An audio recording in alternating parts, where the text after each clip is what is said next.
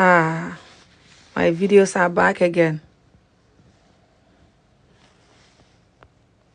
Thank you, TikTok. TikTok brought back my video, my live video, guys. TikTok knows that these people are lying, okay? But they're very lucky that I'm tired and that the Ramadan is kind of like dealing with me now. So I'm lying down here.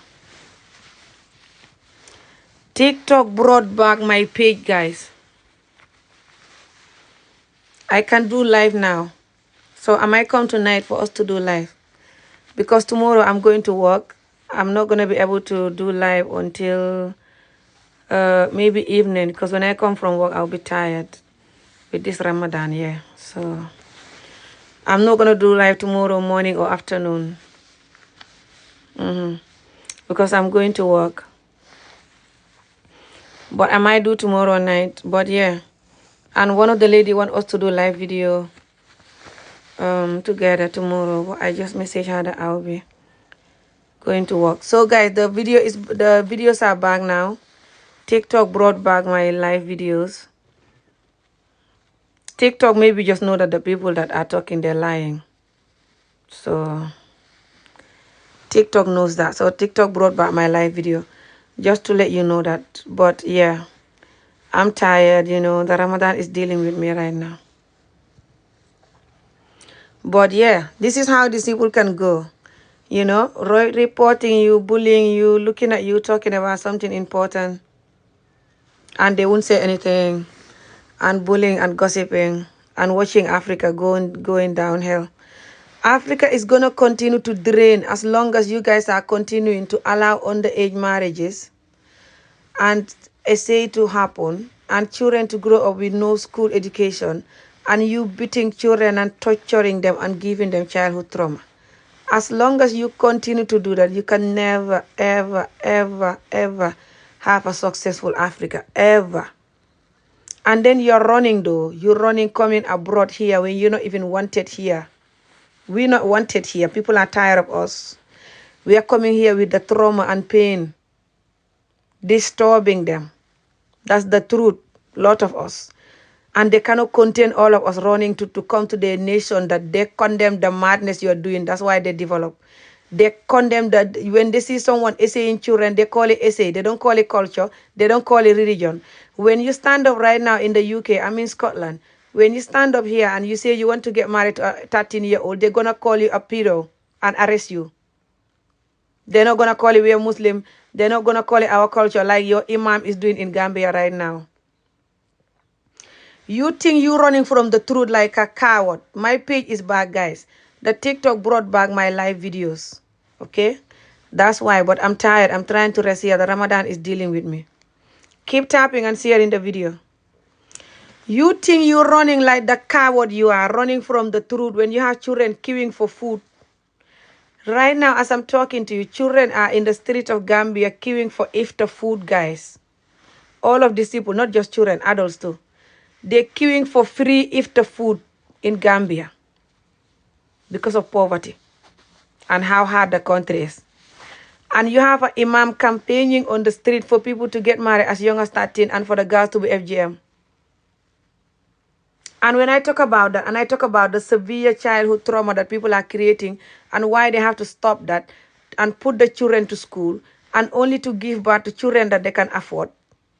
They said I'm not Muslim and that I am fighting the deen and that they're going to pray for Allah to punish me and that they're always reporting my video and attacking me for saving the children, guys. Okay?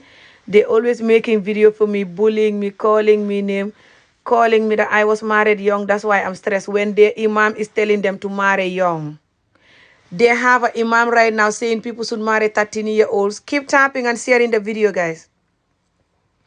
Although the video is not going to be long because I'm tired. The Ramadan is dealing with me now. Because it's 3:30 now in the afternoon.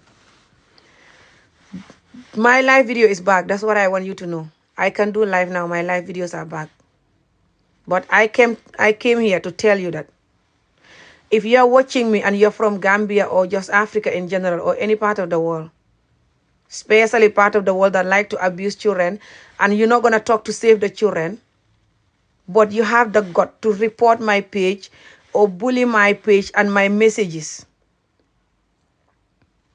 you're not human, you're not well. Especially when you come from Africa and go through severe childhood trauma, severe injustice. And I'm fighting for that to end for the young people. Are you guys hearing me? If you're not hearing me, let me know and I'll end the live, because I'm not seeing any likes, any share, any interaction, but I'm seeing people coming to the video and they're doing like they're not hearing me. But I'm not surprised. This is what my people do all these years. You just go and end on your live video yourself that is watching me and try to talk about anything that will benefit my people and see how they will treat you.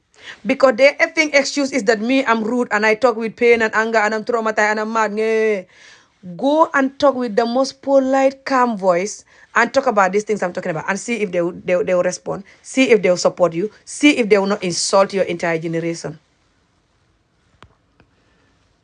You have one like. At least that one like is better than people like you that is bullying and promoting the sufferness and trauma. See the people that they traumatize themselves from these things that I'm fighting, which is the severe child beating, the essay, people marrying their victim, calling them wife. We have an imam right now in Gambia who is on the street of Gambia campaigning for 13-year-olds to get married. He said that it's Allah who said that they should get married at 13 because that's the appropriate age to get married as a Muslim. And he said it's Allah who said that they should, what's it called? FGM the girl and, you know, chop off the thingy. Because if not, that's a sunnah. And if you don't do, you're not Muslim. He said anyone that is not doing this thing, when they die, nobody should go to their funeral. And when they're selling something, nobody should buy. And when they have a party, nobody shall go. Because they don't do these things. So he's forcing people to do this. And he said that people who don't do it, they're not Muslim. And that they're fighting the deen. And the people who fight for this to end like me, that he's going to pray for Allah to punish us. That when he's breaking his fast, he's going to pray for us to have bad something happen to us. Imagine you're breaking your fast as a Muslim and you don't have nothing to pray. And you're praying from this nation. Guys, these people you see on the picture, they're queuing for free food for iftar in Gambia right now as I'm talking to you. This is a new picture of these people queuing for free food in Gambia for iftar. Keep tapping and sharing, but I'm not going to be long in the video because I'm tired. I'm fasting and the fast is dealing with me now. It's around 4 o'clock now. So the fast is dealing with me now. But I have to come back to let you know that my live video is back. I can do live video now. TikTok knows that the people are reporting me, they're lying. TikTok knows that I am an activist. I am an advocate. What's the English word? I'm advocating, activist, talking, the voice of the young people in Africa, especially Gambia, Senegal, and the rest of the sick African countries that love to traumatize women and children. Keep tapping and sharing. Now look at this person. Tell us the word of the prophet. Tell us the words of Allah or Prophet Muhammad. Not the word of individuals. Do you hear this? The so-called advocate. Do you hear all of these pedophile people? Keep tapping and sharing. So TikTok, this video is for me to protect the young people all over the world, especially Gambia and Africa in general. In Gambia, we have an imam who is advocating for people to marry 13-year-old children. And that's child abuse. That's pedophilia. And the imam is saying that it's Allah who says so that they should get married at that age. And the imam saying also people should FGM the little girls. It's sunnah. If you don't do it, you're not Muslim. Thank you so much. Keep tapping and sharing the video. So anyone that is reporting this video TikTok, they're lying. I'm an activist to protect children and women to not go through child abuse and childhood trauma. I'm fighting for childhood trauma to end for children all over the world, especially Africa. Okay? And they love to traumatize children, especially SA children, and call them wife or just SA in general, a lot of them. Okay? So whatever else they tell you, they are lying. Keep tapping and sharing the video, guys. So, guys, this video is about these children, these people in general, but mainly children. You can see them queuing for free food in Gambia right now. Okay? Because of poverty and life is expensive and hard. And we have an imam right now who say that people should FGM the women because if they don't FGM the women, they cannot marry 4 women. Because the women that are not FGM, they cannot have enough of sex. and you have to FGM them so you can have 4 women. But he doesn't care about the consequences of having a lot of children and they're going to be queuing for food, just gangster, bad stuff, you know. Keep typing and sharing the video. I don't know what this person is saying, okay? Where do you live in Sweden? I'm not in Sweden. I'm in the UK. Keep tapping and sharing. Thank you for following the page, lady. Just anyone that is here and you have a soul, keep tapping and sharing because the haters, they're reporting and they will never ever tap. They rather die. They rather die than tapping and sharing this type of video. Oh my God, let me get up. I'm lying down. The fast is dealing with me so much. But I'm still going to do this video because I was talking and the video was cut off, but it's back now. So guys, keep tapping and sharing. I'll tell you what happened. I should take these clothes off. It's not very comfortable because of this on my neck and I'm tired.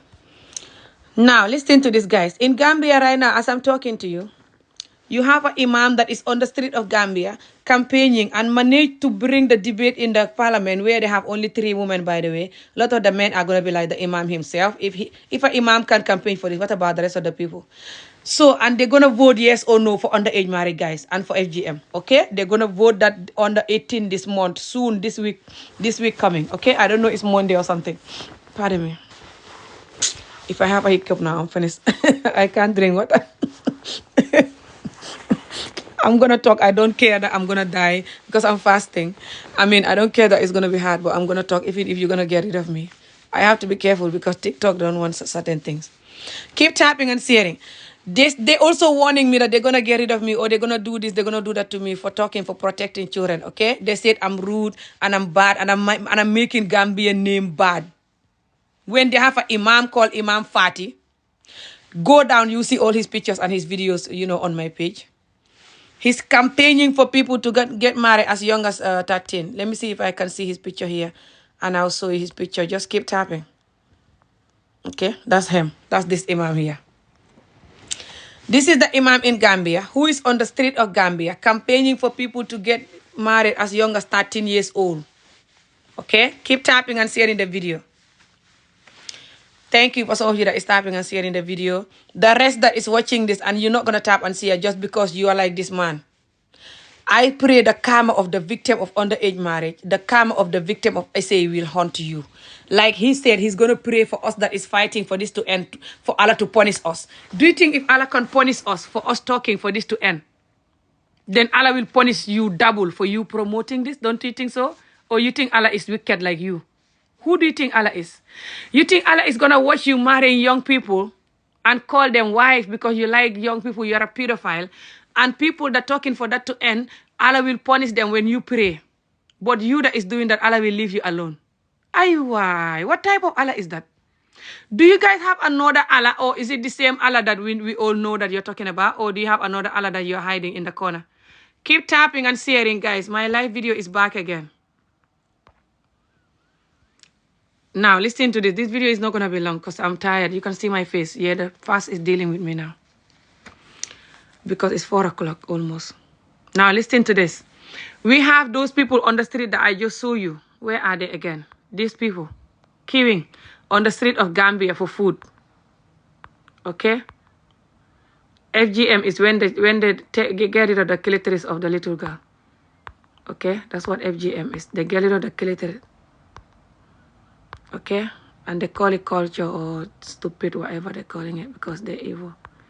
These children you're seeing, they're on the street of Gambia, queuing for food, for free food, for iftar. Keep tapping and sharing the video. They do that in so many different African countries, not just Gambia. It's rampant in Sierra Leone, modern Gambia, rampant in all over Africa, because us Africans are not well, especially the women. We can never stand up and tell the truth to save ourselves and our children.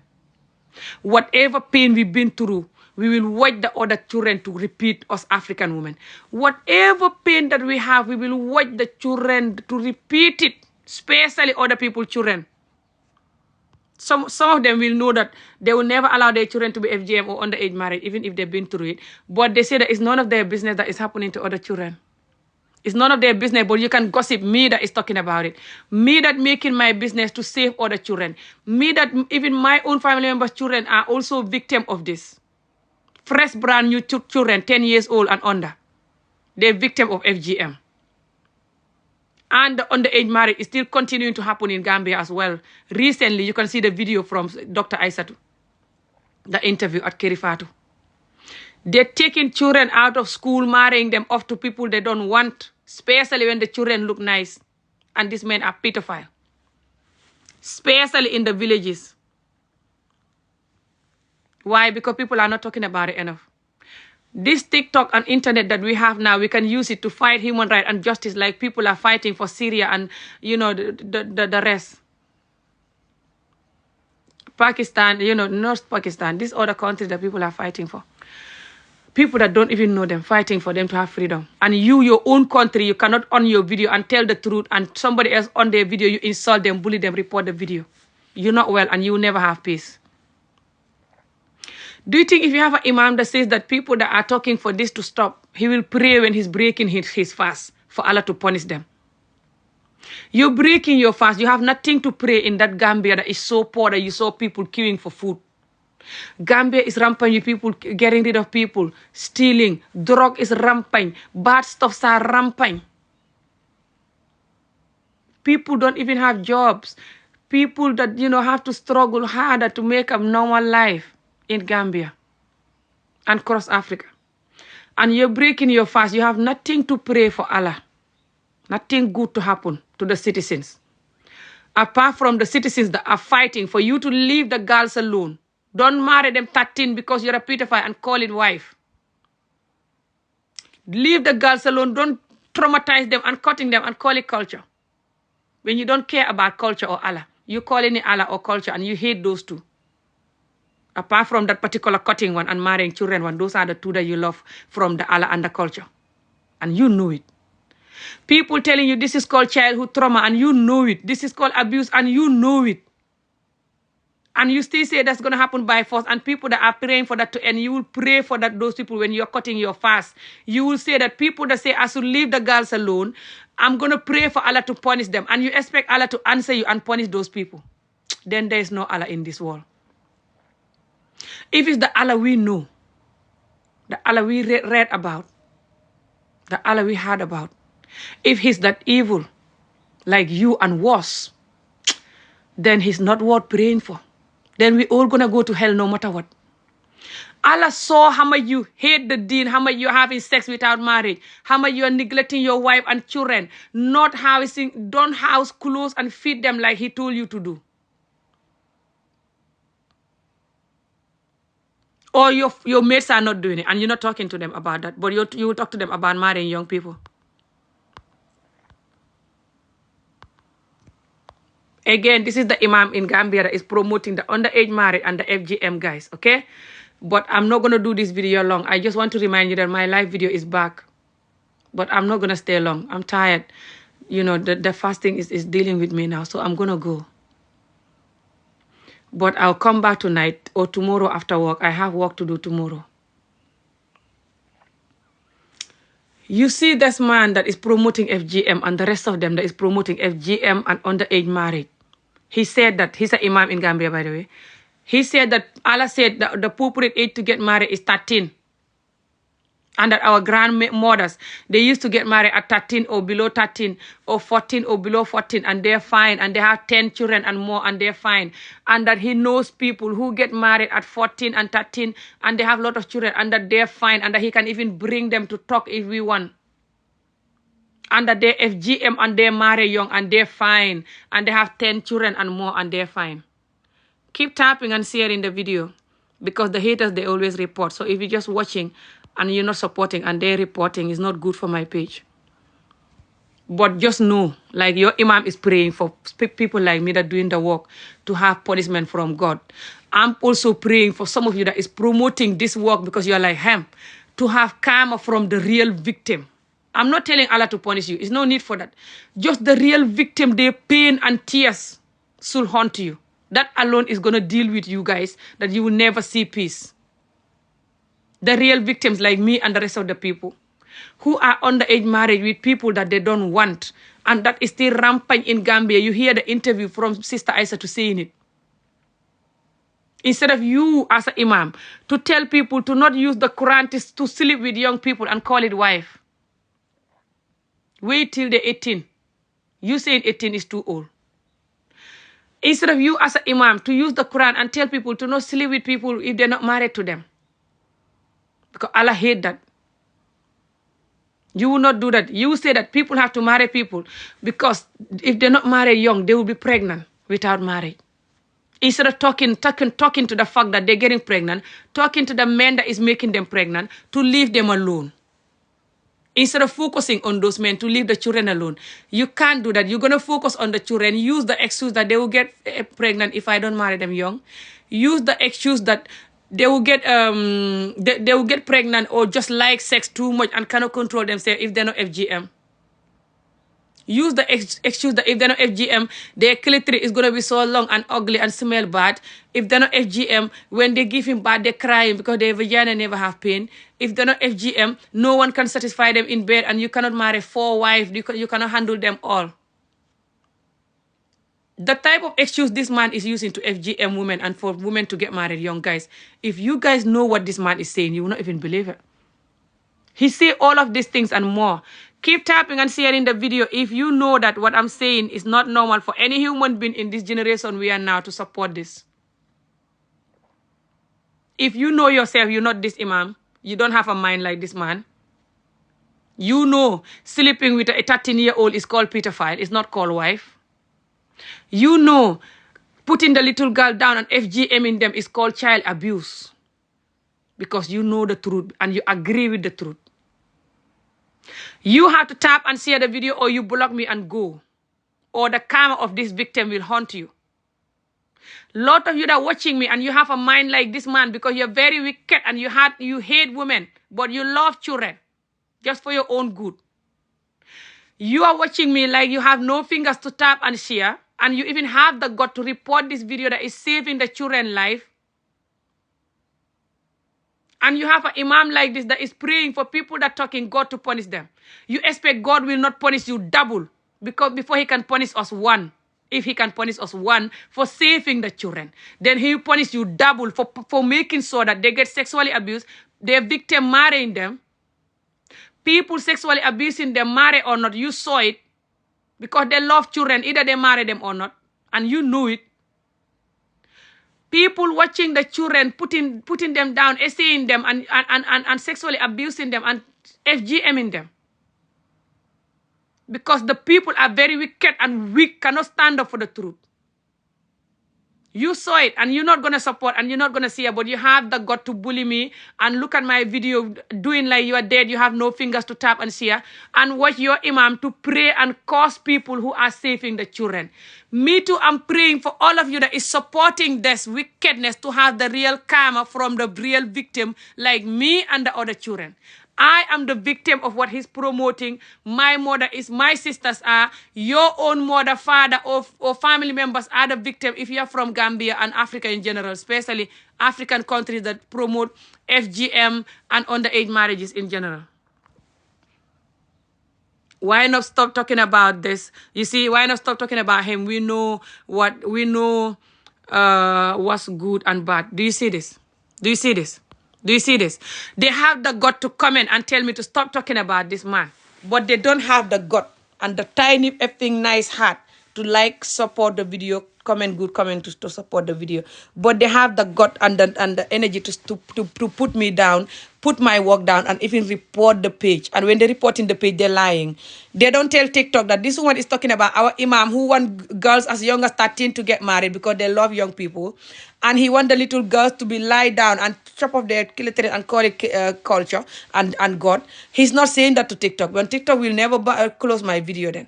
They will say the opposite that's what I'm doing. They will lie.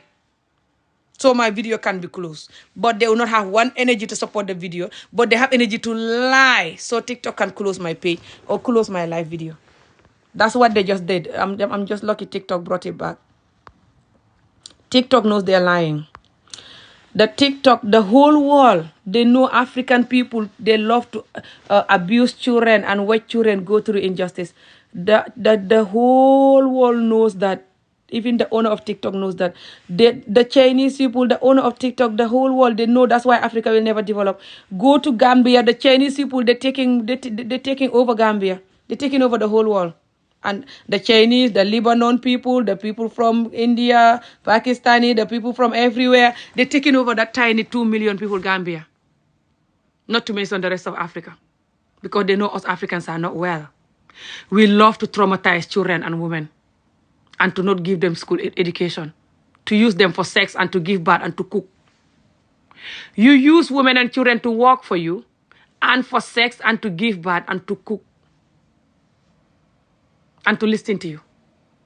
Instead of developing them to grow up with decent human being, focused human being, knowledgeable human being, so they can contribute to your development, because you cannot develop the country alone.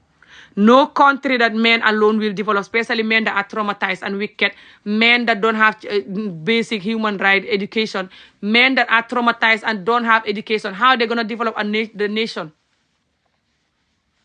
But even when you go to developed countries that the men are educated, they still educate the women and children so they can all do the work together. Keep tapping and sharing the video, or you block me and go. Any of you that is coming to this video and you're not going to tap on and share the video on purpose just because you don't care about the women and children that I'm trying to save their life, I pray the karma of the women and children that this man and the rest of them are making sure they suffer will haunt you. Like he's praying that people like me that is talking to have karma. He said that he's praying for people like me that is fighting this his work. His work is for underage married, 13-year-olds to get married and children to be FGM, the woman, you know. He's praying for us that is fighting for that to end, to have karma, he said. The imam, the man that was here just now, okay? And he's praying that in that Gambia that people are on the street queuing for food. All of these people are looking for free food in Gambia, guys. All of these people are queuing for iftar food. If you see how people are fighting for this food, try to cook and give people in Gambia, you see. Especially you go to busy areas, trying to give them food, where you're going to see them fighting the food as if they've never seen food. And these children come from like that man, the type of home that he's promoting, which is people to have 4 wives. He said all the time that when people don't FGM the girls, people cannot have 4 wives. Because when you don't FGM the woman, she cannot have enough of bedroom. According to him, women that are not FGM, they don't have enough of bedroom. So that you cannot satisfy the 4 of them. So that you have to FGM them, so they will be easy to satisfy. So you can have 4 of them and get them pregnant, so they can have children like this, standing, looking for food everywhere and doing gangster stuff, you know, the drinking and doing drugs, stealing and going crazy. Which is rampant in Gambia right now. Okay, it's rampant in Gambia right now. Also, a lot of the youths are gone in the sea trying to cross to you know, the desert, including my 3 family members, young, handsome men. The fishes have them for dinner in the sea. Okay, trying to cross the desert, trying to cross the sea to Italy or wherever the hell they're crossing, running away from what this man is creating. This man and people like him gonna create a nation like this, and then they're gonna run from it, and on the sea, the fish gonna have them for dinner, or they're gonna be rotten on the desert. But you're not allowed to talk though. But you're allowed to run from it and even be on a life on the way, or on a life yourself on the way for risking your life like that, knowing fully well that you can be this and you're like, I don't care. You're allowed to do all of that. You're allowed to even be on a life running from what they're creating. But you're not allowed to stop them from creating it. Tap and share the video. I'm in Scotland. Keep tapping and sharing. Okay, I was in Gambia not long. I just came back just the first month of December. I mean the first day of December. Okay, keep tapping and sharing. So, you're allowed to run away from what Africa is creating, like these people queuing for free food, like these young people. Just people, all of these people, some are adult, they're not just young. As you can see them all the way there too. You can see them there. Yeah? You can see them. People can queue for free food like this in Africa. Free meal to break their fast from in the evening when people cook free meal to feed people. They will be fighting queuing. Okay? You're allowed to also run away from this until you're on a life on the way coming. You're allowed to run and come to another land that give women and children human rights, which is why they develop. They don't call the victim a wife. They don't marry 13-year-old because they're pedo and call it a wife and calling their victim wife. When someone does that here, they will call them pedo and they will put them to prison. They will make sure the 13-year-old is going to school instead. You rather die on the way trying to come to that land, but you will not create that in your country, and you will not allow nobody else to even speak about that for that to happen. Just to speak it, you block them, close their page, try to unalive them. They always tell me that they will deal with me, they will unalive me and stuff when they see me in Gambia. When I was in Gambia not long, I was lucky, I was doing live video and I was crossing the ferry. One of the guy wanted to unalive me or like severe hurt me if I wasn't on the live video and if I wasn't crossing the ferry. People saw him, hear him talking in the live, saw him, I filmed him, they saw him saying physically that they're gonna deal with me for talking about this imam. This imam is the #1 promoter of FGM and underage marriage in Gambia. I've never seen anyone who loves FGM and underage marriage like this imam in my life. I've never seen anyone who loves it like this imam. Keep tapping and sharing. This imam have lot of children all over abroad here, America, UK, all over the place. He divorced 10 or nearly 10 wives that he divorced. And he have lot of wife already right now. He have lot of children, mashallah, bless the children. And the children are abroad here enjoying. Don't even dress like a Muslim woman. Don't even do FGM, lot of them. Definitely will not get married at 13. And he's so angry when he's talking about this underage marriage. You can see the anger and pain and rage in his voice that why people are stopping this. He said people are not Muslim and that people are westernized and that people want to be lesbian. That's why they don't want you to FGM the girl because they want people to be lesbian. They will talk about so many different reasons why they have to FGM the girl. Until they will have one reason why they shouldn't FGM the girl, they will never have that reason. Keep tapping and sharing. Do you see this person seeing you see your life? All of these people are pedophiles themselves. They're like that imam. He have bunch of armies like him. 80% of this community men are like this imam. And if you don't believe me, just watch the comments. Watch the video whenever I'm talking about this. Watch how they will never support the video, how they're bullying me.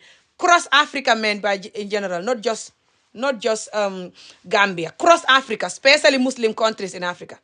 Cross Muslim countries in Africa, the men, they like this imam that is promoting this. This particular imam. Where is he? I'll show you him again. This man. This man. Across Africa, have imams that are like this man. Have people, imam or not, who are like this man, who like to marry their victim or just say you marry or not. Go to Gambia and cross Africa right now, marry or not, especially African Muslim countries. See how people are saying children marry or not. Keep tapping and sharing.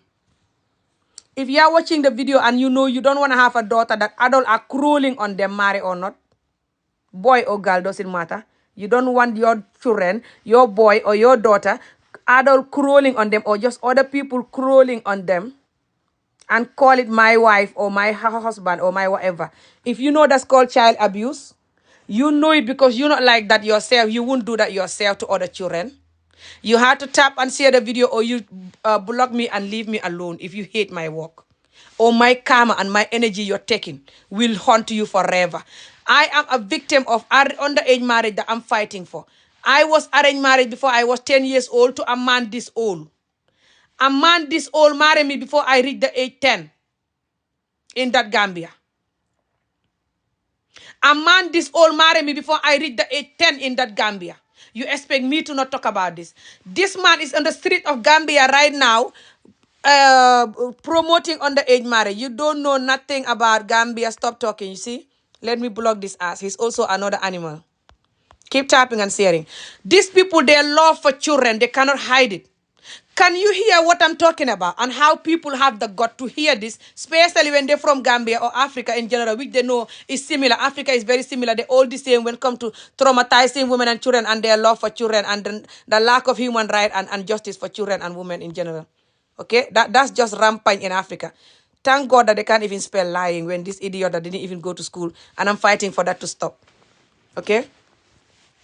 Before I was the age of 10, I was arranged married to a man this old. Okay? And right now, this man is on the street of Gambia. He's the #1 famous imam in Gambia. He have lot of followers. He's a Quran teacher. He's been teaching lot of Quran to lot of Gambians. And he's on the street with lot of Gambians that are his Quran students. Some just like children like him. Some women hate themselves and don't know their self-worth and are brainwashed behind him too on that campaign. They on the street recently campaigning for people to marry 13-year-olds and to FGM the girls. Keep tapping and sharing. I'm fasting, but I'm gonna lie down here and talk no matter what. I rather talk until you unalive me and eat me like the vampire you are than me stop talking and what you crawling on children and calling your victims your wife, FGMing the girls, and then when you finish, you neglect them, the entire generation jump on the next woman because you have addiction for young people.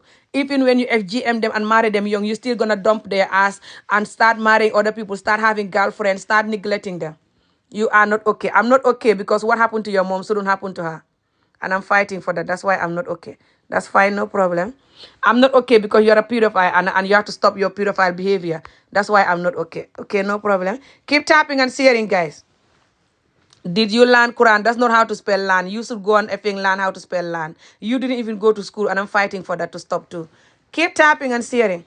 I'm fighting for people to put their children to school and to stop beating the children, severe beating. Stop saying them marry or not. You calling your victim my wife because you have a community that is sick, that is allowing you marry your victim, but you are a pedophile and you know it. That's why you're campaigning for 13-year-old to get married. Anyone that is sleeping with a 13-year-old, they are pedophile. Doesn't matter they are a man or a woman. Anyone that is want to sleep with 13, 14 or anything like that, they're pedophile. Okay? They're pedophile. Okay? Doesn't matter you're a man or a woman. You want to sleep with a 13-year-old, 14-year-old, you're a pedophile. This new video of the man, he confirmed that again, that people should be marrying 13. He said 14 in this video because he was speaking English. He said 14, but he always say 13, okay? 14, what's the difference with 13? That means they want 12, 10, 11. I was underage arranged marriage before I was 10 years old to a man this old. Okay? Man as old as this imam in Gambia who is campaigning for 13-year-old to get married. I've never seen in my life a man or just human being in general who love underage marriage and FGM like this man. Billahi wallahi tallahi. I never seen it. The pain and the rage in this man's voice when he's talking about people to do FGM and underage marriage. The voice and his face and his anger. Even this video, look at this is the English part. Look at the Mandinka part. He was speaking English, trying to be polite, and he didn't say all he was saying in Mandinka, by the way. The moment he finished, he turned to Mandinka. He started rage and anger and talking violent and threat for people to stop fighting this. They're fighting the deen when they're doing this. Look at the children getting pregnant. What you going to talk about that? What you going to say about that? They're getting pregnant if you don't marry them young. What you going to say about that? I'm saying you should leave them alone. They will not be pregnant. You guys are a pedophile, marry or not. You're touching children, marry or not. You just love children, marry or not. You can't leave children alone, marry or not. Why can't you talk to those men to leave them alone? They're not getting pregnant by the air. They're not getting pregnant by themselves. So just focus on your fellow Muslim men like you, which Gambia is the fake 90% Muslim or more. Focus on them to not get the girls pregnant and they will be fine. Put this energy on the men that are sexing the girls, marry or not, to leave them alone. Your fellow men, it's easy to talk to them. Very easy to talk to them. Talk to them, put half of this energy on them, and the girls will be fine. Keep tapping and sharing the video. I'm fasting, my head is sore now, but I rather talk until I collapse in my video. Look at my face. I rather die than me watching these men keep crawling on children, which they did to me. And I know the pain. And I'm going to watch the other children go through it because I'm scared of insult and name calling and bullying. I rather die. Billahi. I keep telling you this all these years. I rather die than watching you repeat this. You asshole pedophile. You guys are marrying young people, calling your victim your wife because you come from a nation that is sick and weak. Their energy is for eating, having sex with the wrong people, buying every second effing clothes they come across, even if they cannot afford it because they're depressed, bleaching their ass to death, buying the longest wig ever, buying the most expensive handbag, even their bank account is empty because they're depressed. But they will never put their energy on saving their ass and the other children's ass. Why they depressed? They cannot fight that to save other children because they're wicked. That's why the women are watching you men, damaging the children, abusing them, marrying them young, and calling it my wife. I don't care the amount of bullying you guys give me. They all like typing now, calling me crazy, depressed, laughing, bullying. I don't give a fuck. I'm used to this. You've been doing this to me for 7 years. I don't give a fuck. At least I don't support an imam that is a pedophile. At least I don't support children, adult crawling on children and calling them my wife. Girl, lie down and chopping their clitoris and calling it culture and Allah. How about that? How about that? That I don't support that. Sorry, the person video. If I invite you, it's a mistake. How about that? I don't care the amount of bully you're giving me. Go in the TikTok, go in every media of Gambia and Senegal. My videos are all over the place. You guys bullying me. Whenever you make a video for me, you have thousands of likes. People liking it, men and women. Because the community, they are their own enemy, especially when it comes to the women. But the men themselves, they also love what they're doing and they know how to protect it. The men of this community, which is the men of Africa or just third world countries that like to traumatize women and torture them and get away with it, they know how to protect their evil deed. They make so when you talk about it, they all gang up, talk about you, gossip about you. They all gang up and learn how to fight you, learn how to disown you, learn how to bully you, learn how to bully even anyone that is supporting you or liking your work. They don't even bully you alone. They bully anyone that support you or like your work. Do you see? I mean, you are not okay. Do you see this? I don't care what you call me. Your ass and your father is the one that is sick. Your father is the pedophile and your imam is the sick pedophile that I'm fighting. So you guys are worse than me. You can't insult me. Keep tapping and sharing. The more you guys bully me for talking to safe children, the more you guys show in the whole world that you're a pedophile. And you also have no respect for your citizens because you have few adults, very few adults who are not pedophile. I hope so. And they're watching you do this and they're supporting you on this, watching you like they're not alive. That's why you're doing this. You have the gut to do this. Promote your imam right now, recently, right now, brand new videos. Your imams on the street of Gambia campaigning, managed to bring this back to the Gambian parliament, which was banned. He managed to bring it back to the parliament for people to choose yes for marrying 13-year-olds, yes for cutting the little girl's vagina and call it FGM and call it culture or Allah, yes for all of this horrible act. People gonna vote and the parliament only have 3 women. 3 women, guys. 3 women. The rest are men and the men are like this man and they're gonna vote yes. Very soon the vote will come out. You will hear yes. Because this man said in this new video that we are watching for the people in the parliament who are going to vote no. We're ready for you. We are going to deal with you when you vote no. He said that. Which means we're going to take you to Juju. We're going to deal with you. We're going to make sure you suffer. We're going to make sure you go to Juju. These people can, if God was wicked like these people, by now nobody is alive. Nobody that is fighting for human rights and justice for women and children is alive. They can go to Juju for you. They can pray. They can even harm you or their armies. They have people that are army of them. Some are younger than them. They can beat you physically, fight you physically, struggle, hit you physically, harm you physically for trying to tell them to leave the children alone. That's how much they love children and to love to chop off the little girl clitoris. How much they love to make sure no little girl have a clitoris. And how much they love to make sure that they sleep with the victim and call it wife. Victim or not, they're sleeping with people. Children, marry or not, go to Gambia and cross Africa and see, especially African Muslim countries, and see how many young girls are getting pregnant every day by men that are older than them.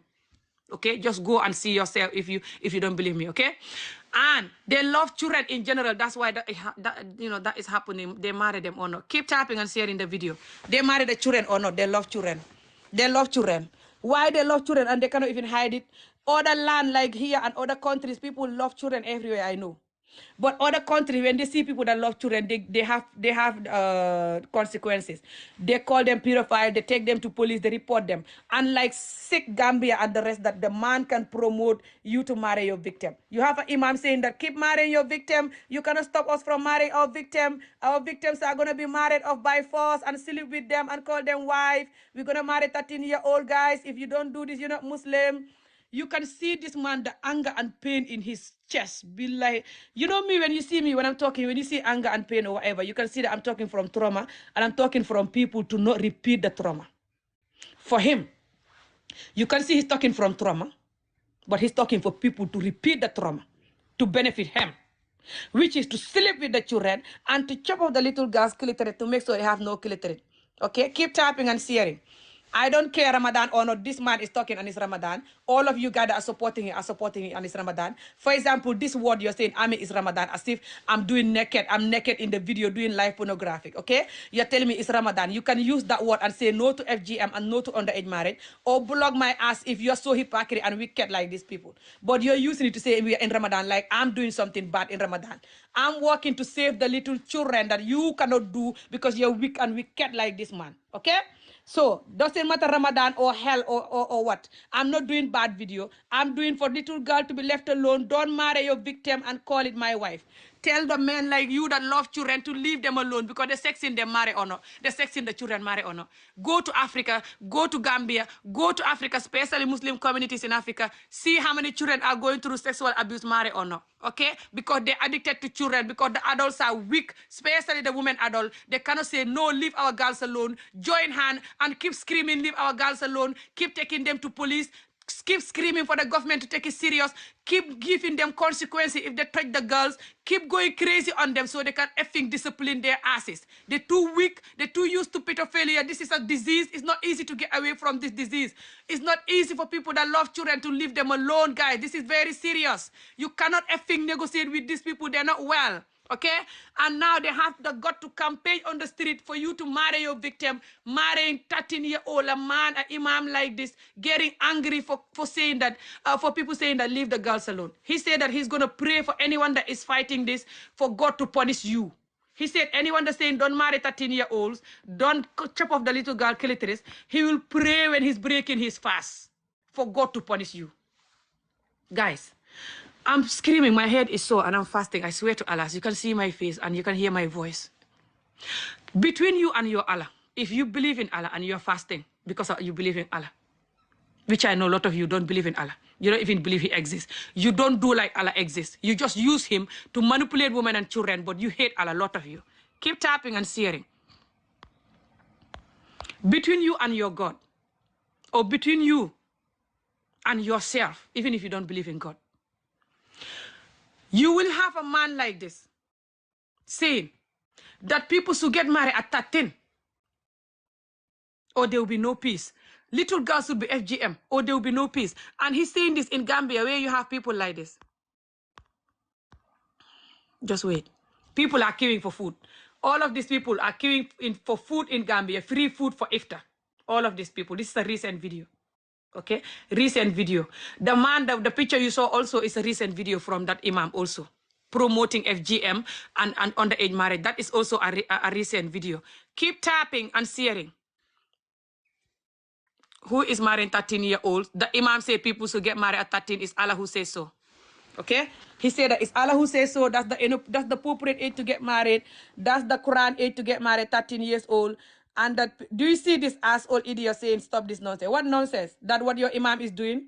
Also stop the nonsense that your imam is doing. When they write dof mean crazy, by the way. They're gonna write dof, they're gonna write babe is your mother's vagina, and they're gonna write kekeke, laughing, bullying. Some of them will try to write English even though they cannot write it, and some of them can write English. Just keep looking at the comment, guys. You will know if I'm lying. If you want to know I'm lying or not, keep looking at the comment, okay? Then if you can speak English, go and read, ask the other Gambian, go to YouTube, go to Google. Just type in Gambian Imam Fati promoting FGM and underage marriage. You will see all the news if I'm lying, okay? Go to YouTube, go to everywhere. Ask the genuine Gambian, let them tell you if this is not current affair that the Imam right now is going all over the place. He managed to bring this a debate back to the parliament. The government already banned it. He managed to bring it back to the parliament. Now they have to debate where they have only 3 women, guys. Only 3 women in the parliament. Keri Fatou said it recently on the interview with Dr. Aissatou. Okay, only 3 women in the parliament, and the men are like the imam himself, and they're gonna vote yes. Okay, and maybe the international community will not allow them. I don't know, but this man, he managed to have another man who worked in the Gambian parliament, who he worked with. That man called Jiba. They managed to bring back to the parliament for people to have choice to vote yes or no for underage marriage and FGM, guys. In this Gambia that people are queuing for food like this. Gambia is rampant with drug, alcohol, and bad stuff. Keep tapping and sharing. It's your father that is lying and your imam that is lying then, because what he said is what I'm repeating. So anything that you're telling me right now, you're saying it to your imam. I'm just repeating his word. All the Gambians that are not like you, they know what I'm talking about. People that can speak Mandinka especially, they should go to YouTube, type Imam Fati. They will see all of his videos. Some are interview, some are him just on the camera and talking like this, okay? Especially after Juma prayer every Friday, okay? Keep tapping and sharing. So, guys, the imam said that if you don't marry the girls when they're young, they're going to get pregnant without married. They don't want a bastard child, so the girl have to get married. Keep tapping and sharing. They don't want a bastard child. That's why the girl have to get married very young. Now, what bastard child is someone that is having sex, without marriage. Okay, that's the cause of bastard child. What is this community doing? They're having sex without marriage all the time. Them the adult, them the men, them that are married. Wait, let me charge the phone. Keep typing and sharing. Just leave me with these people. They know me. Adi, I have to charge my phone. Go and bring me my charger, please. Any my charger. I have to do video. Don't worry. Let me tell you my bike because I know them talking. Okay, keep typing and sharing. Just listen to this, okay? What is the cause of, getting pregnant without marriage? Sex. What is the community men doing? Sex. They always having sex without marriage. Either they are married or not. 80% of them, even especially the married one. The married African Muslim men that are married cross Africa, they have sex outside of their marriage more than the people that are not married. Especially Gambia and Senegal Muslim men. 90% or 80 at least, 8 out of every 10 have sex outside of their marriage. Some do it rampant all the time. Some of them, especially in Gambia, Tanje and Birkama and the rest of Gambia, go there if you don't believe me. Go if you are a Gambian, but you don't have to go if you are a Gambian because you know I'm telling the truth. If you are a genuine Gambian, okay? What they do is they have girlfriend and they don't even hide it. And when you tell them why you having girlfriend and you're married, they're like, how am I going to be married to somebody else without knowing them? And I'm Muslim, I'm allowed to marry 4 wives. So how you expect me to have other wife without dating them? They'll say this physically to you, to their wife, to anybody. Where's your kid's father? I'm not with him because he's like you and he's like your father and he's like this imam. I don't stay with a man like you and your father and like this imam type of a mindset man. I don't stay with a man like that. Keep tapping and sharing. So guys, what is the cause of people getting pregnant without marriage? Sex. They're having sex with people they're not married to. What is this man doing? They're having sex without people that are not their wife all the time. Keep tapping and sharing, guys. All the time. This man, they're having sex with people that are not their wife. All the time. 80% of African Muslims are doing this, the men. So, what did the man have to say? He had to focus on men to not have sex with people that they're not married. Finish. That's the solution, isn't it? But he's saying the solution is for the young girls to get married. Is that not an excuse just to marry your victim? Because your father, that's why he leaves you, no? What type of talk is that? I'm saying I leave him because he's like you and your father and like this type of man, like this type of imam that is saying. Keep tapping and sharing. I'm going to start adding you guys as a moderator, by the way, so you can help me with this pedophile ass old people that is in the comment. Keep tapping and sharing. So guys, what's the cause of people getting pregnant, having sex without people that, what's the cause of a bastard? A bastard is someone that have a child and, the child that is born without marriage. When you have a child and the child is not born from a marriage, that child is a bastard. And they hate that. But they don't hate the act of that. They every time having sex without marriage. All the time. 80% of them. 80% of African Muslim men having sex outside of their marriage when they're married. And when they're not married, they're also having sex all the time. Keep tapping and sharing. This woman that is laughing and bullying, they're a victim of this. Some of them are fighting with married women to take their husband away from them or for their husbands to marry them as a second or third wife. Some of them already left their husband because of cheating. Some of them are in the marriage, but it's no marriage because the man is cheating all the time that they hate the man got. But some of them even turn to a cheater as well, so both of them can be cheating. Plenty, especially the young ones. They don't have healthy marriage, 80% of them. They have a very bad marriage, very bad, society, and nobody's allowed to talk for that to end so we can be normal, decent human beings. Keep tapping and sharing. So guys, like I said, how the hell we have an imam in Gambia right now, standing in the street of Gambia? Do you see? Be careful of your life. Be careful in your life. Do you see? To be careful of what? That you vampire will try to have me for dinner. You can go ahead and do that. You are known for that. That's what you're doing already. You're having the children's soul for dinner every day by crawling on them as an adult, sexing them and married or not, and just chopping their clitoris and just giving them pain and trauma when you marry them as an adult. So you always crawling on people's soul every time. You can have me for dinner if you want. That's on you. Keep tapping and sharing, guys. So, guys, how the hell right now in Gambia you have an imam like this going campaigning with his group of people, not just him, for people to get married to people as young as 13 Okay, he'll be like, our olden days people was married at 13 or 14. That's fine. Look at, I know so many women that have 10 children or more, and they were married young, and they were FGM, and that's fine. They're fine. If you want, I'll bring them here to tell you that they're fine. So why are you promoting this? Those women are not fine. It's just they can never say that they're not fine. They're not allowed to say that. When they say that you bully them like you're bullying me, call them name, even divorce them.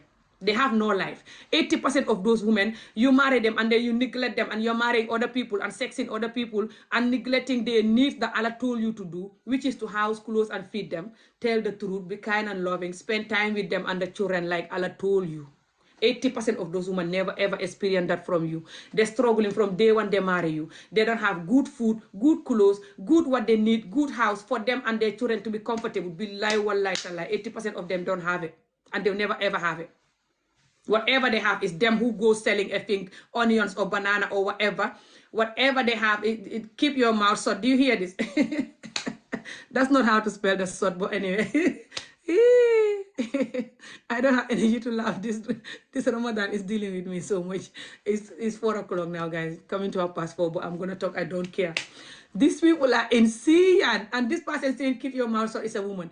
And this woman, they're the woman that married to these evil men that are cheating on them, giving them HIV or AST 1 million, all this, sexual disease, giving them trauma and pain and neglecting the entire generation, neglecting the children, marrying anybody they come across, beating even the woman and the children, just abandoning them, punishing them, don't give them the money and love they deserve that Allah told them to do. Okay? Those are the women that is commenting here telling me that some of them are already divorced or they in the marriage suffering, okay? Or they want that type of marriage for themselves because they don't love themselves, okay? They're the one that is telling me here that I should shut up.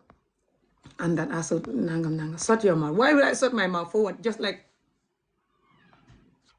why will I do that? What?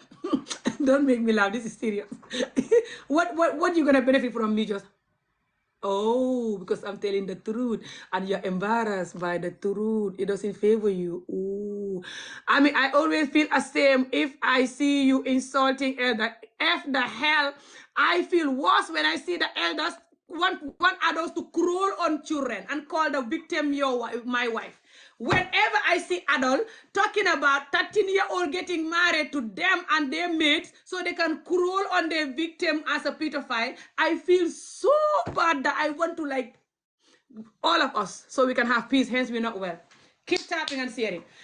Whenever I see adults talking about little girls to do like this, have you tried therapy? Yes, it's just your father and yourself that need to try it. So they don't have to continue promoting this. And this imam himself need to try it, please. Especially the American ones where his children are. Keep tapping and sharing. So just look at what they're commenting and what they're saying. Just watch them, okay? Watch what they're saying. Watch how much they're focusing on bullying me. Instead of focusing on the fact that this imam is campaigning and he managed to bring back to the parliament for people to vote yes for marrying young people and FGMing young girls. And it's only 3 women in the parliament, guys. Only 3 women. And those women, if they talk, they can be divorced. They can be having consequences like they're bullying me. This man said in his new video, he said that I'm watching any of you in the parliament that is going to vote no. I'm waiting for the vote. He said that in his new video. He said it very clear, very clear. I'm watching for you guys, for anyone that vote no for this.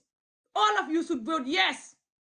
If anyone vote no, we will deal with you. I'm watching. We know you all. Do you hear it? So people will vote yes for underage 13-year-old marrying to adult like this, and FGM they're making so every child they're making so no child will have a clitoris. They're making so every child is born, her clitoris is gone. Then they have to lie to tell the child why she doesn't have a clitoris. So what they're gonna say is keep tapping and sharing the video, guys. This video is for child protection, for preventing child abuse, especially SA. In general, all over the world, but especially Africa, Gambia, and other countries that are doing women and children like this. Keep tapping and sharing. So, guys, because they want every single child that is born in their society will have no clitoris. So then they have to look at something that they're going to tell them. So then they tell them stuff like this. Oh, people that have clitoris, their clitoris is so long and ugly, most likely so long that they cannot wear jeans. It's going to touch the jeans, and even when they're standing, you can see this imam is talking.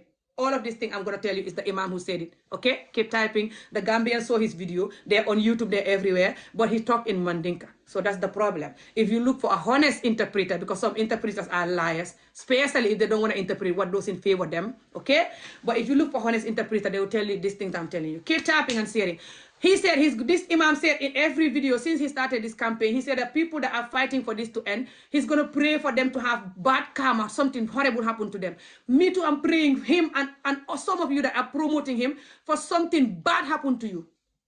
From our pain, from when I was young, an adult crawling on me, calling me their wife. I was arranged married before I was 10 to a man this old in that Gambia.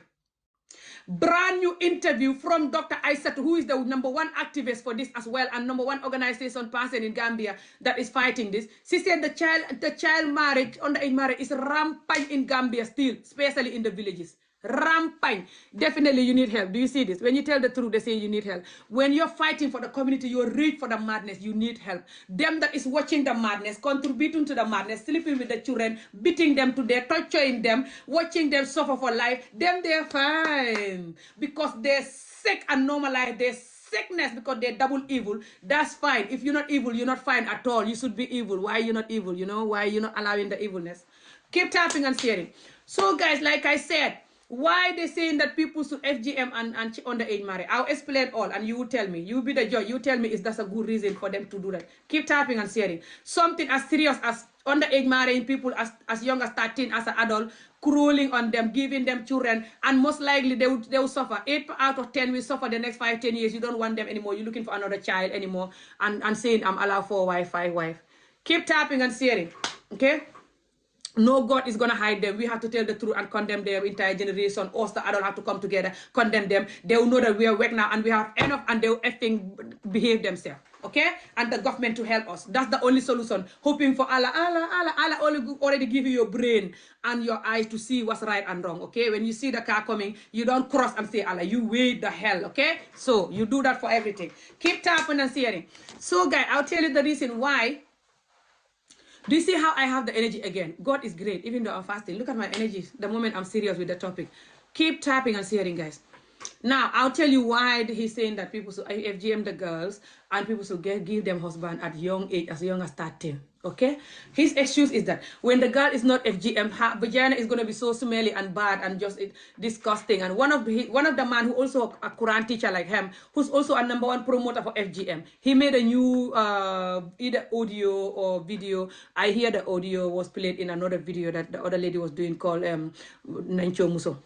She played a video not long ago. The man was saying, ew, that I hear people saying that you have to put your mouth on that. Oh my God, that's so disgusting and ugly. Who's gonna do that? They hate clitoris. A lot of them hate clitoris so much. And they hate women that is not traumatized.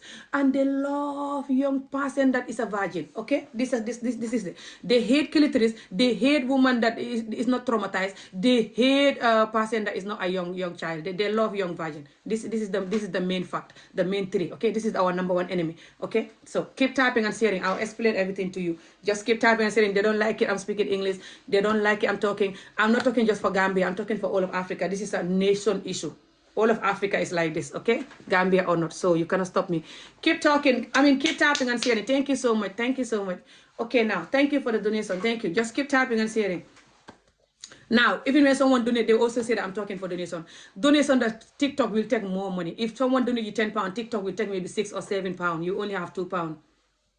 This especially the small donation. The big donation here is like the lion and stuff. Those big ones that you hardly never ever get. So, but still, they say that the white people pay me and other people for talking. Do you get paid for owning your live video and talking about your sick community that traumatized your ass, traumatized your mother, your father, your aunties, traumatized themselves? You're talking for the trauma to end so children can focus and have a life. So we have to stop coming to these people's country, disturbing them.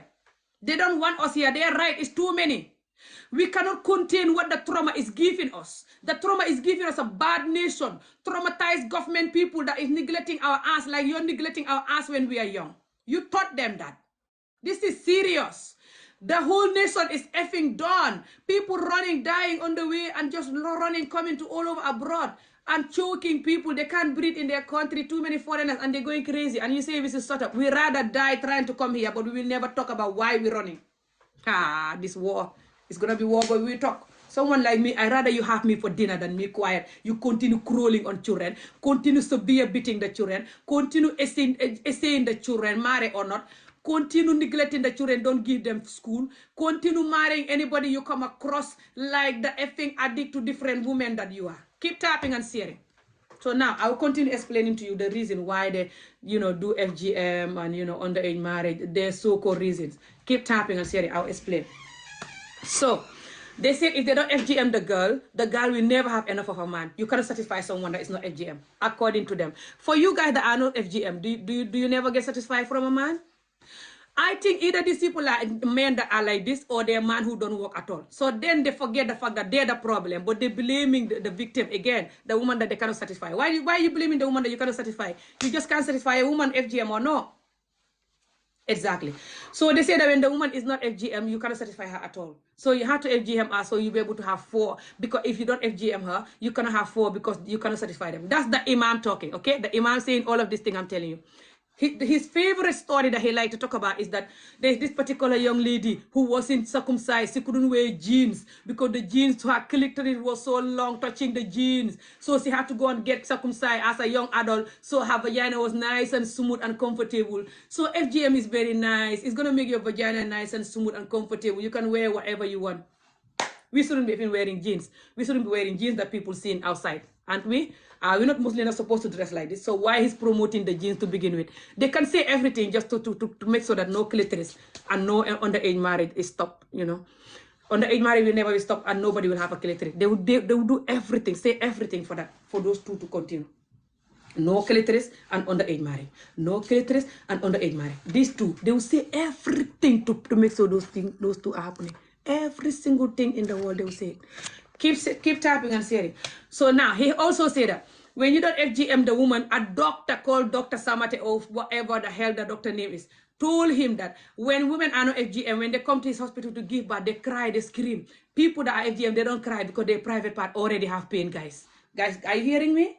Do you think this is a movie or you think this is a movie or a horror movie you're watching? This is real life that this imam in Gambia is saying all of these things, okay? In Mandinka. If you don't know, this imam is called Imam Fati. He will not say these things in English. He will say it in his language. So the rest of the world don't know what he's promoting for young girls. Keep tapping and sharing. He said, and this imam, by the way, have children in America and abroad and all over the place, bless them. And I am so those children, they're not going to FGM their children or give them husband at 13. Or saying that people who are not FGM, they cry when they give birth because their vagina never have pain. I don't think this man, his children, his grandchildren in America, I don't think they will say those kind of words. Exactly. Or believe in that. Keep tapping and saying it. And that is what this man is saying all over his videos. Ask the Gambian, the 1, 2, 3 honest Gambian here. Gambians, guys, 1, 2, 3 honest you that have a soul. Am I lying or not? Is that not what this man always say in his videos all the time? And if you don't believe me, go to YouTube, just type in Imam Fati FGM. You see his videos. Look for interpreter to tell you what this man is saying. So, he said if the Dr. Samate told him that women who are not FGM, when they give birth, they cry because their vagina never experience pain. So they have to take the vagina pain and cut it and torture it, traumatize the child. So when she's giving birth, she doesn't cry. She just pulls the baby like, lovely baby, love you. Who just give birth like that, like nothing is happening, even if you're not circumcised or not. But even if the person gonna cry when they give birth, do you think that's what you talk? You don't even know if the child will give birth. You don't even know if the child will have a baby for a man that is worth having a baby for. You don't even know if the child will be alive to give birth. But even if the child is gonna cry, this is how strict and sick some of these African parents are because of childhood trauma. They hate a woman that is crying when she's giving birth. Billahi wallahi tallahi. How much they hate it. They bully you for that, physically, especially the other women. They'll be like, you're a coward. When you're giving birth, you're crying. You're mad. How they think they can bully me now? They cannot bully me. Even when you give birth, cry, they use that to bully you. When you're not circumcised, they use that to bully you double. When you're underage married, they use that to bully you. Look at them right now. They keep telling me that you're traumatized because you're married young, you're mad, Just look at that, okay? Some of them will make a video for me, tell me that your vagina is expired because you're married young, okay? And then they have an imam who is saying that people should be married young so their vagina can be expired. So you can bully more people. So how are you going to bully me? How? How are you going to bully me? It's not going to work. Keep tapping and sharing, guys.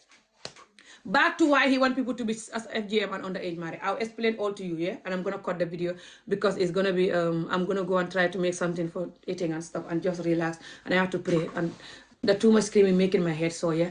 This work, you might be thinking this is nothing. This is everything. This is more than a president work.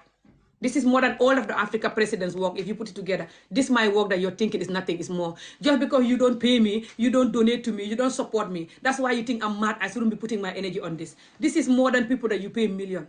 This is what our African community need. This work that you hate. Until Africa stop doing what they're doing, we will continue running, dying in the sea, coming to another land that we not wanted, troubling people, screaming with our trauma, doing bad stuff that they don't want because we come from an effing mad nation. Okay? But you rather that happen than you telling why you're running. This is the reason why your government can never look after you. You neglect them when they're young, torture them, traumatize them, teach them how to neglect human beings and do what you like to them, and this is shut up. That's why they're doing that to you now. And when you talk, you go to prison now, and you don't like that, yeah? Why you don't like that? F yourself. You should like that. All of you that don't like the government, what they're doing to you, and you like this, you should F yourself. Okay, keep tapping and sharing. So guys, I'll tell you, you know what, why. I'll continue telling you why he want the little girls FGM, him and his group of people that are behind him. He have an army behind him because this man is a Quran teacher. He have a lot of people that he taught Quran already and are teaching now. Lot of them, even if he doesn't teach them Quran, they love suffering women and children. So they're going to be behind him. Because they know if they give the women and children justice, they will stop cheating and lying and being a bad husband. Will not allow it. That's why they don't like it. That's all, nothing else. They know if the women are like me, they have to change, or they will go and be gay, or they will never have wife, because a lot of them are gay, but they do it with children. They just abuse the children. They cannot do gay with a physical man, with a grown man, to be just be like out there, be like, I don't care, I'm gay. They don't have that enough also. They're a coward, a lot of them. Okay, keep tapping and saying. Now back to what I was saying.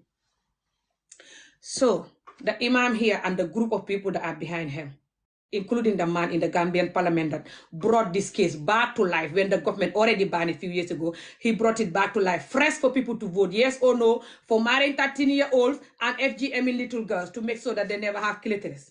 Okay.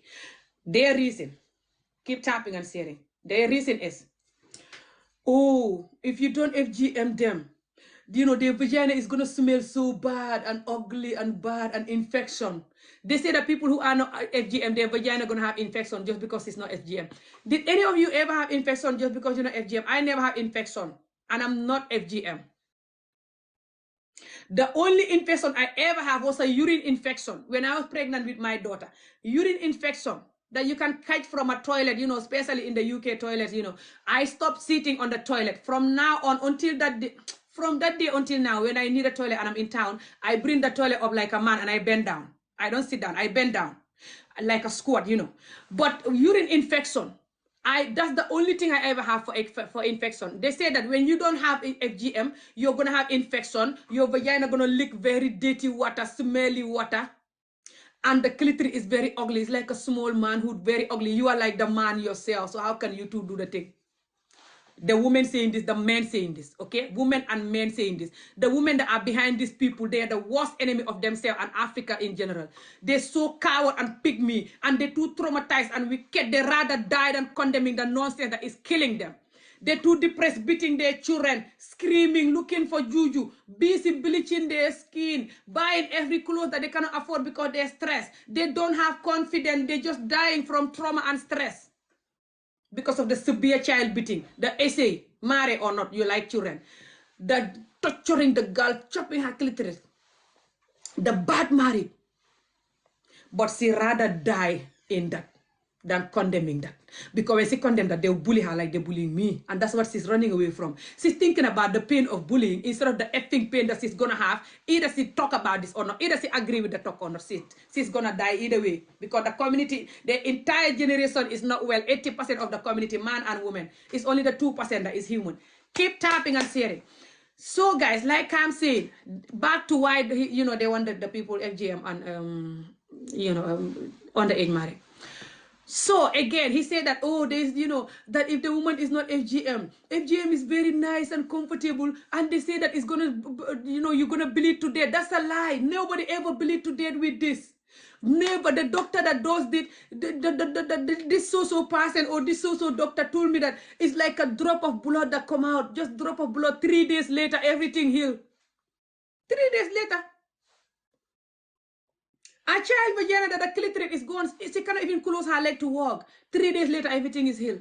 And oh my God, you guys hear the victims. Sometimes they come. Today, I'm not going to take them because I have to go right now. But they come in the video. They talk about their trauma and their pain and what they've been through, the victims. If you want to see all the things that they're saying, go to my YouTube channel. The link is here. I have all of these videos. I normally download them and put them there, okay? Go there, scroll down. You can edit the videos if you want, and you hear the victims talking.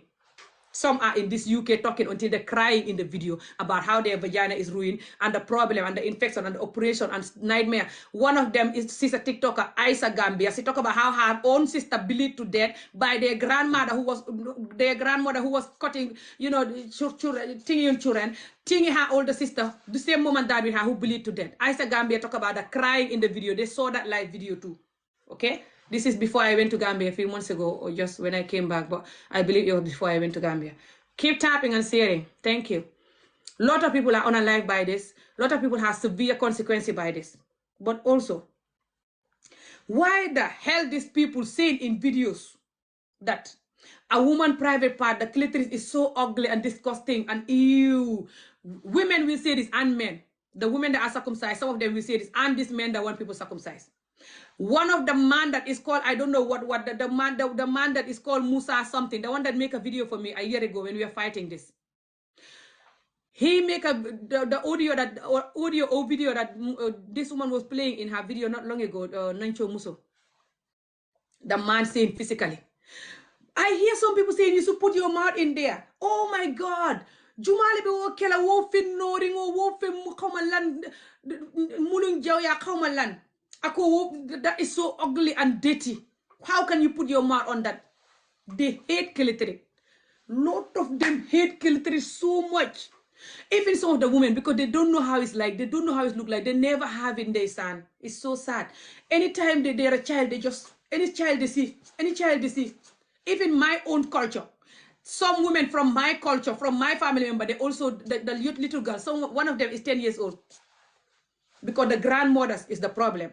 The grandmothers of the society. It could be your father's family, your mother's family. The grandmothers, they will make sure they do it. They always talk about things in Africa and they don't know what to talk about because they never talk about health. They never talk about let's go for a walk, let's go for swimming or go for a walk or effing do something healthy. No, they just on the phone gossiping or waiting for you to give them money or complaining about their life in a bad way, in a wrong way. Instead of complaining about the trauma and the pain they've been through and what they're going to do to stop it. They don't do that. They're like, oh, this my in-law is rude. This my daughter this my son this person daughter this person son this. That's what they talk about. Nothing else. Keep tapping and sharing. That's the elders of Africa, 90% of them. Men or women. Especially the women. Instead of them to talk about the trauma they've been through and why the trauma have to end for the young people. Like a nation that want to be developed. They're going to sit there and talk about the government. Oh, the government is not doing this. Oh, I am with the government. It's working. Just people are in a hurry. People are negative, complaining the government. They just hate him. He's working. Me, I don't care. That you don't care because you have children that is working as a slave and giving you money. You don't have to do nothing. That's why you don't care. But your children are dying. And you know you care because you, even when you sleep at night, you're thinking, are they going to come and rob me? Are they going to come and knife me and take my stuff? Keep tapping and sharing. And it's getting dark, but I'm not going to on the light because I have to go. Thank you so much for some of you that tap and share. Now they say I'm rude. Go to people like Umi and other people that talk about FGM and they're so polite and calm and peaceful. Look at how they're insulting their mother, their father, their husband, their children, and their entire generation. They always put the entire generation person picture behind them when they're insulting the person. They don't just put the person that is doing the wrong. They put the husband, the wife, the children picture behind them and make video for them. And they're the most polite person. So it's nothing to do with me, I'm rude, or I'm talking like this. No, it's just, they don't want you to talk the truth. Doesn't matter if you're saying, hello guys, why can't we stop underage marriage and FGM? This is harmful. They're still going to say, oh. Keep tapping and sharing. And then me, I'm laughing, but I'm crying. They said me, I'm rude. The way they look for excuse to protect this is funny and painful. Like, they don't know what to do with me though, because me, I have energy and I'm like very stubborn like them. They're very stubborn. They must do this. Me too, I'm like, you rather kill me, I'll talk. So they don't know what to do with me and my energy and the fact that 7 years I'm talking the same word. the same thing I'm saying, 7 years. And they hate that so much, especially now that I'm speaking English. I told them I'll never speak my language again. I'll continue talking English. The whole world will know who you are. Cross Africa, if you don't like it, you change. Cross Africa, the whole world will know who you are and why your children is running to them. They can't breathe and they don't want your children here. The whole world will know. You talk too much. At least I'm talking for something good to happen. And like you that doesn't talk and promoting the nightmare, which is why we're suffering. You can't insult me because I talk a lot. A lot of your people talk a lot because your people are traumatized and been through injustice, including your mother and father and yourself. And you probably talk worse than me. Just you talk on WhatsApp. Talk to people you shouldn't talk to. Gossip under the mango tree. Me, I'm putting my energy here on the whole world to see and stop childhood trauma. So at least, if you cannot appreciate my energy, I appreciate it. Thank you. Keep tapping and sharing. Now, I'm going to go soon. Keep tapping and sharing the video. So, the awareness for what? The awareness for no underage marriage, marrying your victim, 13-year-olds, like this Gambian imam is promoting, going on the street of Gambia campaigning, managed to bring that back to the parliament for people to vote yes. And the parliament only have 3 women there. A lot of the men in the parliament are like him. And the government already banned it. He managed to bring it back to the parliament for people to vote marrying 13-year-olds and FGM in the girl, which is cutting their clitoris, because they say the clitoris is ugly and it's going to be so long and she can wear jeans, it's going to touch the jeans.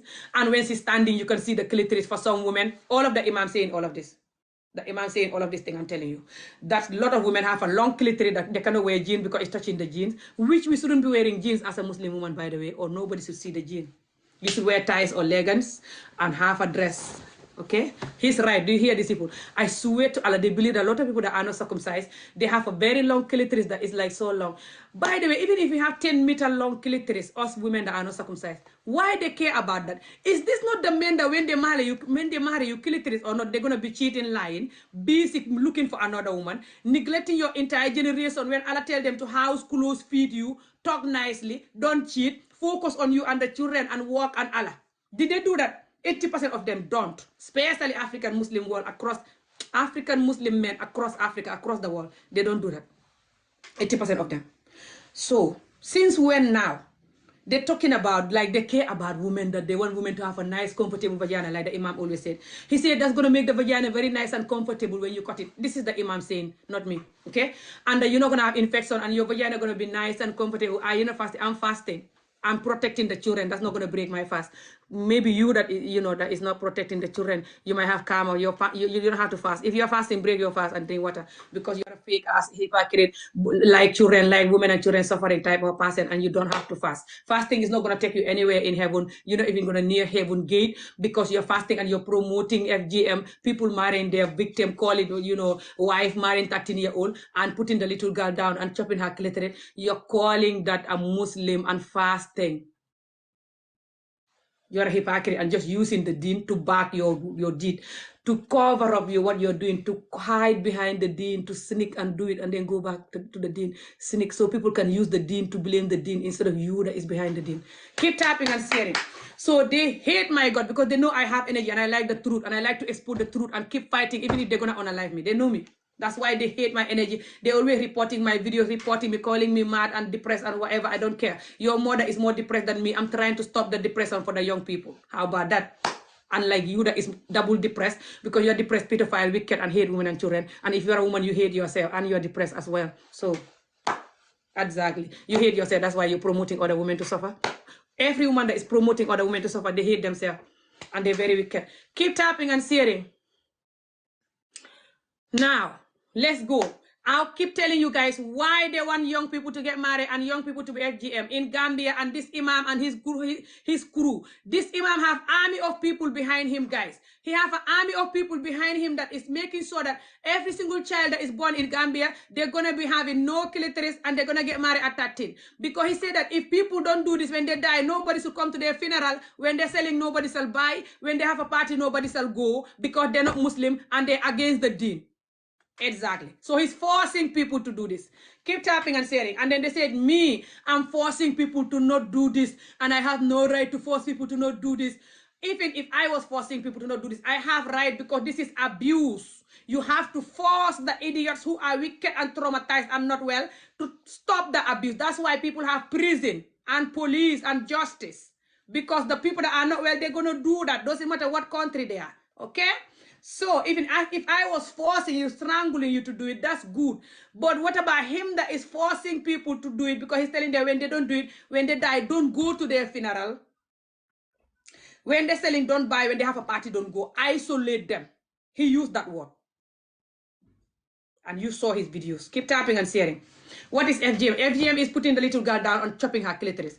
Cutting the little girl clitoris is FGM, okay? Cutting the little girl clitoris, okay? Keep tapping and sharing. Cutting, they hate clitoris. They say clitoris is so ugly and most likely it's going to be too long and clitoris give you infection. Clitoris make your vagina smell so bad it's going to lick some dirty, disgusting water. Did anyone have a clitoris like that? I never heard of that. I'm not circumcised. I don't have a clitoris like that. But I've been through the underage arranged marriage. So I know the trauma and the pain of injustice. I was married off to a man that is this old before I was 8-10. Way before the 8-10. A man this old married me. Was waiting for me to see my puberty so they can take me to him. Puberty, they mean period, which I saw my period at 11. They took me to him at the age 11. So, he said, people should promote underage marriage 13-year-olds. FGM. Anyone that don't promote that you're not Muslim. Because it's Allah who said 13-year-olds who get married. It's sunnah for people to FGM. Anyone that speak one word against that, he's going to pray for Allah to punish you. He said that in every video of him, every interview of him. Keep tapping and sharing this imam. Me too, I'm praying for you guys that is supporting this. For my own pain, my mother's pain, my sister's pain for underage arranged marriage with somebody you don't want and they're crawling on you, which is still rampant in Gambia, by the way, especially villages. Brand new video from Dr. Aisatu at Kerfatu. I have the video here as well. If you keep going, you will see it. It's not long. You will see it. Okay. She said she is the number one fighter for this thing that I'm doing. She is the number one fighter for protecting women and children in Gambia. Okay? See, they report my video again. I have to cut the video because if I don't cut it, TikTok will cut it. They report it again. When I come back, you guys have to tap and share and tap and share. But I'm not going to come back straight away. I'll come back later or after when I break my fast. Okay? Thank you for some of you that is supporting. All of you that is behind this man, I pray our karma and pain and trauma will haunt you and that you will never ever have peace in general. Yeah. I'll come back, guys.